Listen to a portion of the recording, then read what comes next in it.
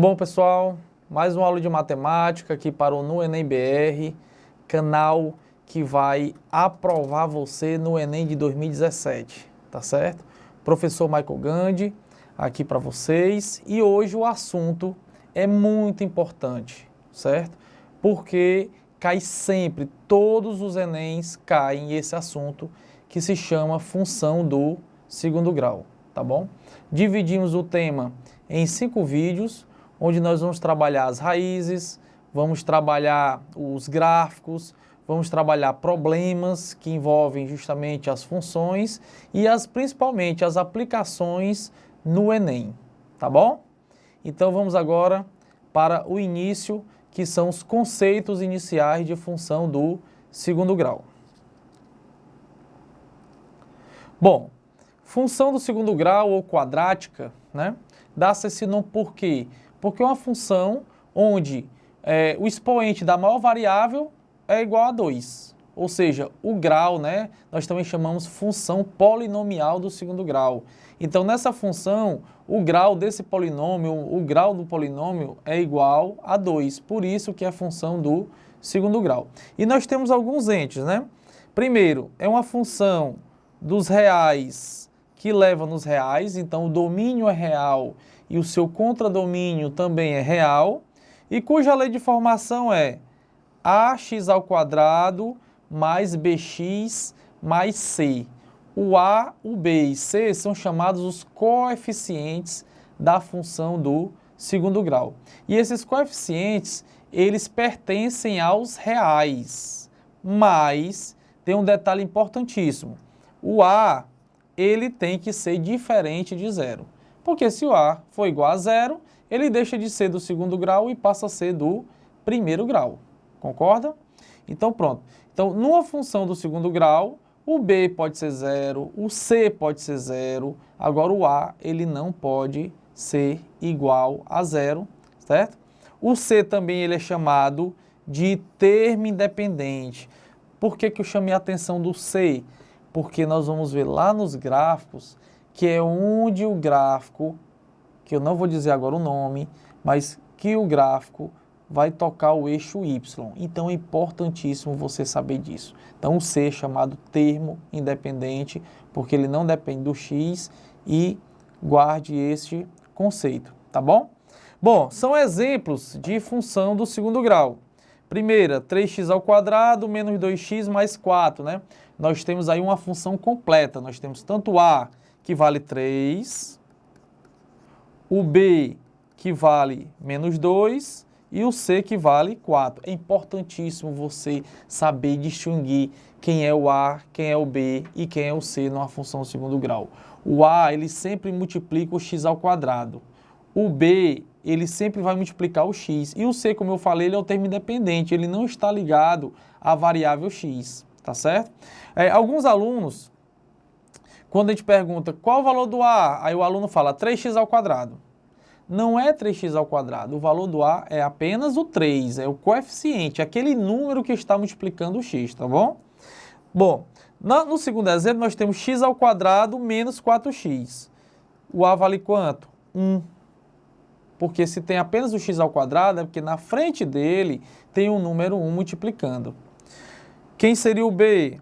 Menos 4. E nesse caso aqui, o c vale 0. Se não consta o c, é porque o c vale 0, certo? Já no item F, ou no próximo item, nós temos que o a vale menos 5, o b vale 0 e o c vale 0. Não tem problema algum. Não pode ser 0, é o a. O coeficiente a, ele não pode ser 0. Mas o b e o c podem ser 0. E no último exemplo que tem aqui, o a vale 4, o b vale 0 e o c é igual a menos 25. O que é que podemos notar? Podemos notar que nós temos funções do segundo grau completas, onde eu tenho o a, o b e o c, e temos funções do segundo grau que são incompletas. Ou está faltando o b, ou está faltando o c, ou então pode estar faltando tanto o a, ou tanto o b, quanto o c. Então não pode faltar o a. Pode faltar o b, pode faltar o c, mas não pode faltar o a. Tá ok? Vamos agora para o próximo slide. Bom, tipo de gráfico, certo? O gráfico de uma função quadrática, né, ou função do segundo grau, dá-se o nome de parábola, não esqueçam. Então, quando se fala em função do segundo grau quadrática, o gráfico é parábola. Ou falou em parábola, você está trabalhando com a função do segundo grau. Relembrando, se estivéssemos falando de função do primeiro grau, estaríamos falando de reta. Assim como se estivéssemos falando de reta, estaríamos falando de função do primeiro grau. Uma coisa se associa à outra. Então não esqueça, parábola, função do segundo grau. Só que essa parábola, que o desenho é este aqui, que vocês estão vendo, ele pode ser nesse sentido, ou ele pode ser nesse sentido, ou para cima, ou então para baixo. E o que é que vai definir isso? É o sinal do coeficiente A. Se o A é maior do que zero, ou seja, o A é positivo, nós temos uma parábola com concavidade para cima. A gente discute muito dizendo que ela está alegre, certo? E se a concavidade está para baixo, significa que o sinal do A é negativo, tá bom? Sinal do A negativo, concavidade para baixo, a gente diz que a parábola está triste, né? Então nós temos aqui, ó, o primeiro item, né, com a concavidade para cima e o segundo item com a concavidade para baixo, tá certo? Então, de quem vai depender essa concavidade? Se é para cima ou para baixo? Vai depender do sinal do A. Se o A é positivo, para cima, se o A é negativo, para baixo. Vamos continuar, então. Bom, agora nós vamos trabalhar as raízes ou zeros da função, certo? O que é que seriam as raízes ou zero da função? Seria aquele valor do x, certo? O que é que seria a raiz ou zero da função? Seria aquele valor do x que torna a função igual a zero, ou seja, na qual o f de x é zero. Seria aquele x que, quando eu substituo, o resultado daquela expressão é sempre igual a zero. Professor, mas qual a utilidade disso? A utilidade é que se é aquele valor que torna a função igual a zero, então serão os valores onde o gráfico tocará o eixo x. Então, se tiver raiz, o gráfico toca o eixo x. Se não tiver raiz, o gráfico não vai tocar o eixo x da função quadrática ou função do segundo grau. E como fazemos para encontrar estes zeros, ou como fazemos para encontrar estas raízes? Então, o método mais aplicado é utilizar a fórmula de Bhaskara, tá certo? Então, o que é que seria a fórmula de Bhaskara? A fórmula de Bhaskara seria x, está aqui, ó, x igual a menos b mais ou menos raiz de delta dividido por 2a.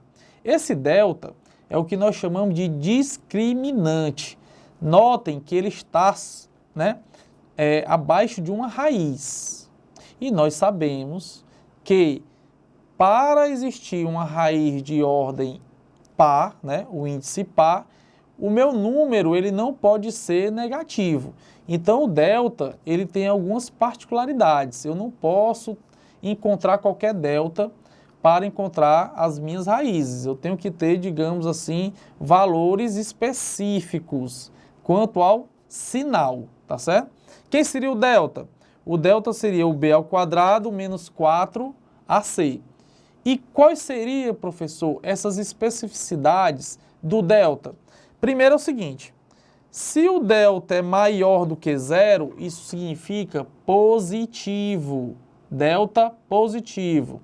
Significa que eu terei duas raízes reais diferentes. Então, delta positivo, eu vou ter duas raízes e elas ainda são diferentes. Professor, é porque vai ter uma positiva ou negativa, né? Não, não obrigatoriamente, elas serão diferentes.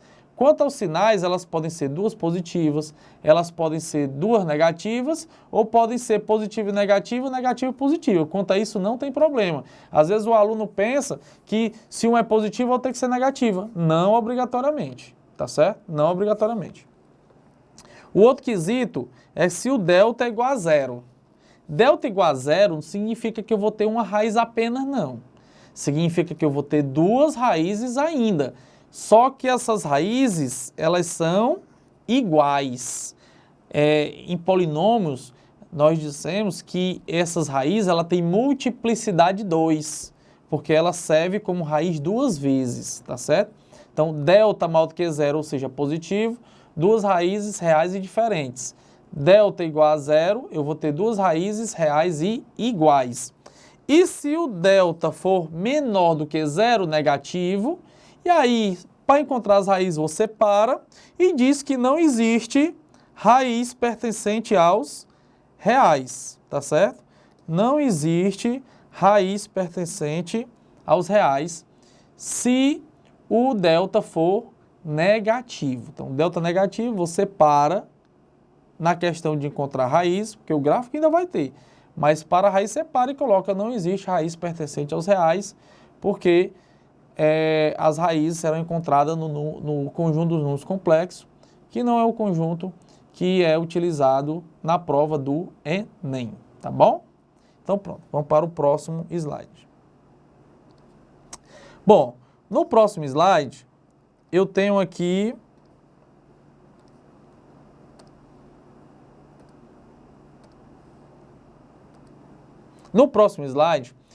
os seguintes exemplos. Encontre raízes ou zeros da função. Então, para cada um desses, eu vou utilizar a fórmula de Bhaskara, tá certo? Então, vamos ver quem é o A, quem é o B, quem é o C e vamos utilizar aquelas fórmulas que nós vimos anteriormente, tá certo? Peço agora que você, para o vídeo, utilize aquelas fórmulas e tentem fazer como modo de aprendizado. E daqui a pouco nós voltamos, tá bom? Bom, pessoal, já deu tempo, né, vocês resolverem aí em casa, né, as raízes dessas equações e como exercício. E agora vamos ver se vocês acertaram, tá certo? Em algumas delas aqui eu vou dar algumas dicas, né, principalmente nas equações incompletas, que seria uma maneira mais rápida, né, de você encontrar estas raízes utilizando a fórmula geral, tá bom? Então, no item A, nós temos y, que eu posso colocar tanto y como f de x para designar a função. Y igual a x ao quadrado menos 5x mais 6. Então, quem seria o A? O A é igual a 1, o B igual a menos 5 e o C igual a 6. Então, a primeira coisa que vocês devem fazer é justamente distinguir quem é o A, quem é o B, quem é o C para não errar. Então, delta é o B ao quadrado menos 4AC. Então, vai ficar delta igual a menos 5 ao quadrado menos 4, que multiplica o A, que multiplica o C. Notem que eu coloquei o B entre parênteses, né? O B está negativo, eu coloquei entre parênteses e coloquei ele ao quadrado, certo? Alguns alunos, isso é o ideal, alguns alunos não colocam esse B, principalmente quando ele está negativo, entre parênteses, coloca só, digamos, menos 5 ao quadrado, sem o parênteses. Aí comete um erro. Ele responde menos 5 ao quadrado, que no caso aqui nós vamos encontrar 25, aí o aluno coloca menos 25. Cuidado com esse erro. Se o B está ao quadrado, não importa se ele vai vir positivo, não importa se ele vai vir negativo, esse primeiro resultado ele é sempre positivo, porque todo número positivo ou todo número negativo é elevado a expoente par, né? Essa regra é para o negativo, mas também vai servir aqui para o positivo, porque o positivo tanto faz ser par ou ímpar. Então, todo número negativo é elevado a expoente par, ele fica positivo. Então, esse primeiro valor, para os reais, que nós estamos trabalhando aqui, ele nunca vai dar um valor negativo. Sempre vai dar um valor positivo. Então, se você, nas suas contas, colocou um valor negativo aí, então tenha certeza de hoje por diante que esse primeiro valor nunca dá negativo, tá bom? E a segunda multiplicação fica menos 4 vezes 1 dá menos 4 e menos 4 vezes 6 dá menos 24. Então, nós temos aí que o delta é igual a 1. 1 é um número positivo. Então, significa dizer que eu vou encontrar duas raízes reais e diferentes, certo? Vamos usar agora a outra fórmula, que é o menos b mais ou menos a raiz de delta dividido por 2a. Então, substituindo novamente, ó, na fórmula já tem o menos, eu vou repetir o menos, e o b também é negativo. Então vai ficar menos 5. Mais ou menos a raiz de 1 dividido por 2 vezes A, que é 2 vezes 1. Fazendo a continha aqui, deixa eu apagar aqui que saiu um pouco torto. Fazendo a continha, vai ficar, ó, menos com menos dá mais 5, mais ou menos a raiz de 1, que é igual a 1, dividido por 2 vezes 1, que é 2. Então, eu separo agora em duas raízes, que eu vou chamar de x' e x². O primeiro eu separo o sinal positivo e o segundo eu separo com o sinal negativo, ou vice-versa, tanto faz. A ordem, se vai ser menos e mais ou mais e menos, a ordem não vai influenciar não, tá certo? Porque na reta dos reais, cada um tem a sua posição. Então, 5 mais 1 é igual a 6, por 2 dá 3, e 5 menos 1 é igual a 4, dividido por 2 é igual a 2.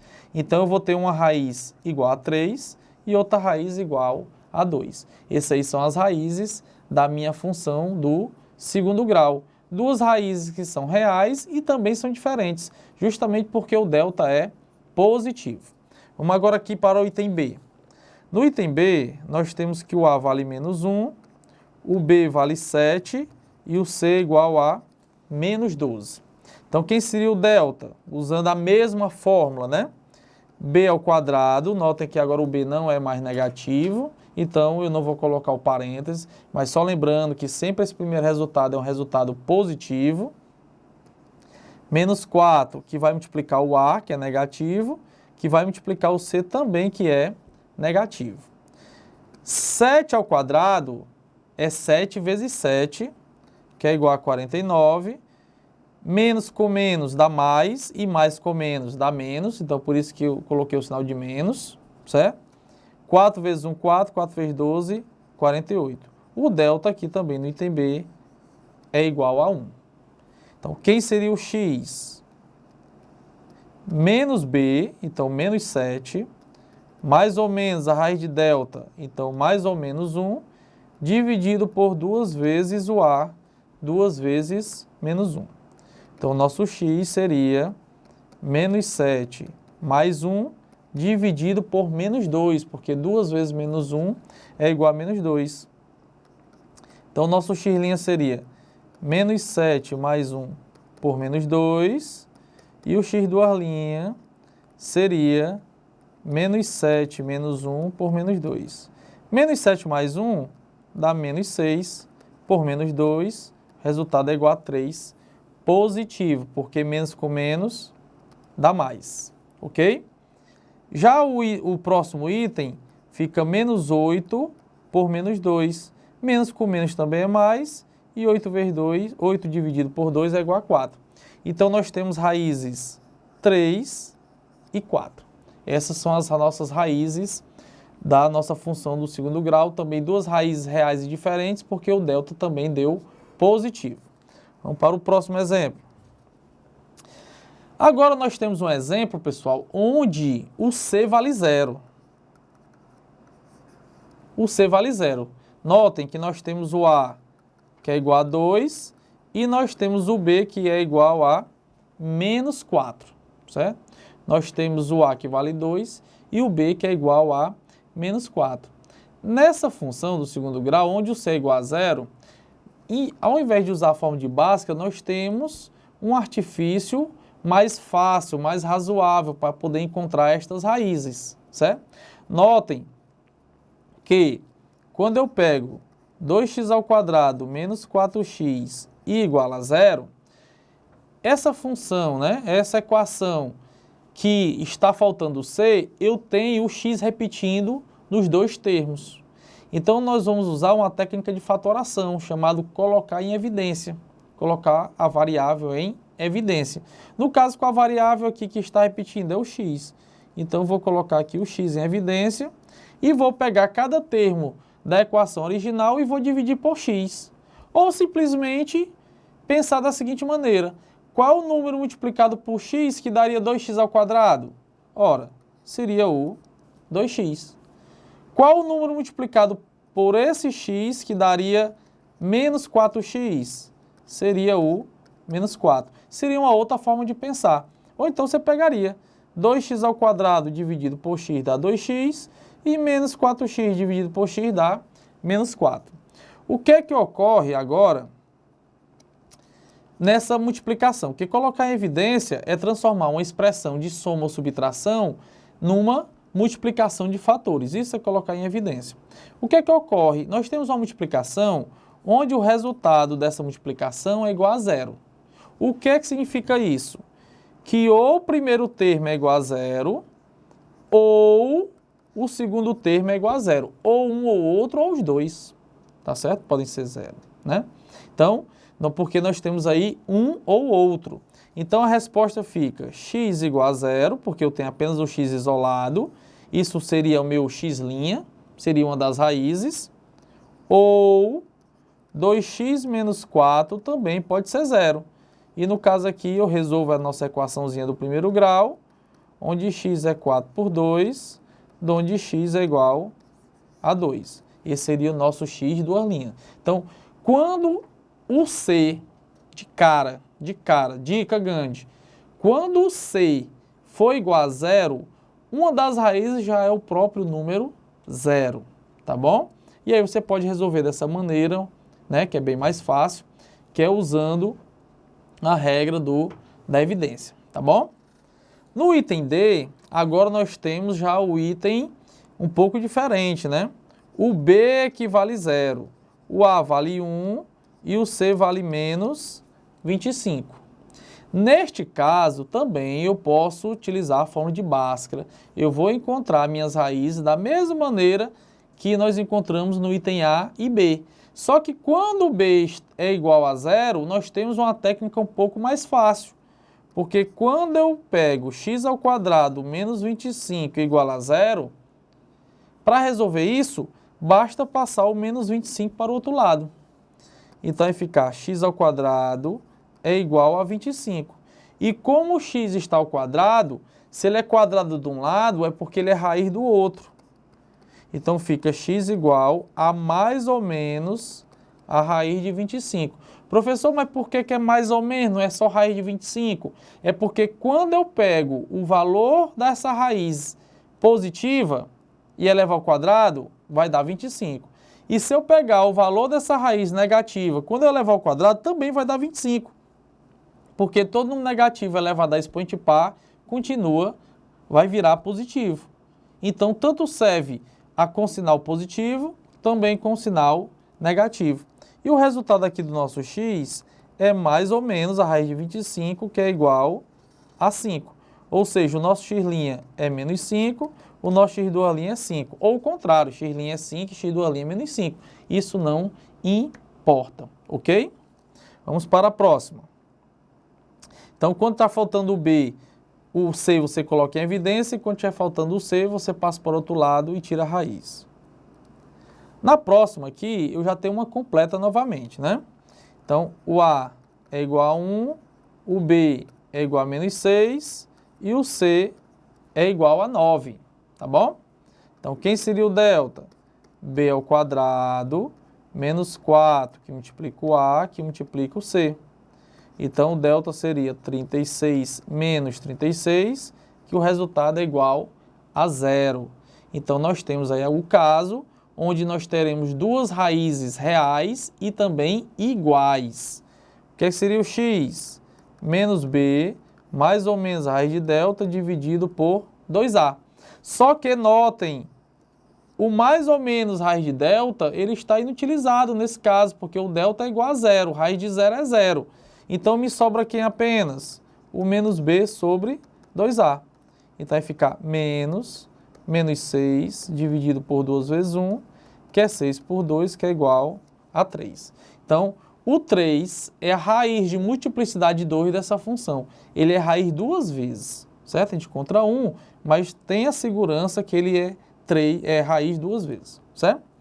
E no item F, nós temos que o A vale 1, o B vale menos 1 e o C igual a 2, certo? Então, quem seria o delta? Menos 1 ao quadrado, menos 4, que multiplica o A, que multiplica o C. Então, o delta seria 1 menos 8, porque menos com mais dá menos. 4 vezes 1, 4. 4 vezes 2, 8. Onde o delta é igual a menos 7. Se o delta é negativo, então, para encontrar as raízes, nós paramos aí. Por quê? Porque se o delta é negativo, não existe raiz pertencente ao conjunto dos números reais. Não existe raiz de número negativo no conjunto dos números reais, ok? Bom, esta foi a nossa aula sobre função do segundo grau, conceitos iniciais, que era quem seria o A, quem seria o B, quem seria o C, como encontrar as raízes, né? Calculando o delta e calculando pela fórmula, justamente a fórmula de Bhaskara, tá certo?